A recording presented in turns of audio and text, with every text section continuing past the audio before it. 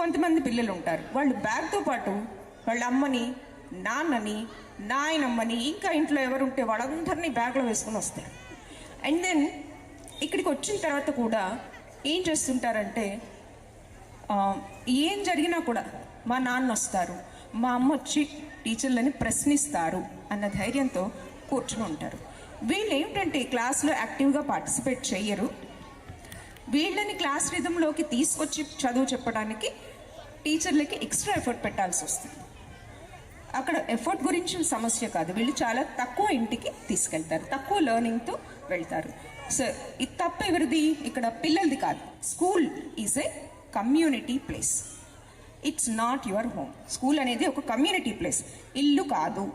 అక్కడికి వెళ్ళిన తర్వాత కొన్ని రూల్స్ ఉంటాయి. నలుగురు అక్కడికి చదువుకోవడానికి వస్తారు. అక్కడ టైంని బాగా ఉపయోగించుకుంటే చాలా గొప్పవాళ్ళు అవ్వచ్చు. ఇలాంటి విషయాలు, అక్కడ ఏదైనా సమస్య వస్తే టీచర్ చూసుకుంటారు. అక్కడ teacher is your mom like అని చెప్పి పంపించాలి. అప్పుడు అసలు ఈ సమస్య రాదు. పిల్లలు ఇంటిని స్కూల్లోకి తీసుకురాకూడదు. అది మీరు గ్రాడ్యువల్గా చేసుకోగలరు. Explain to your children that school is a different community place. Like టెంపుల్కి వెళ్తారు, బ్యాంక్కి వెళ్తారు, you behave differently, right? So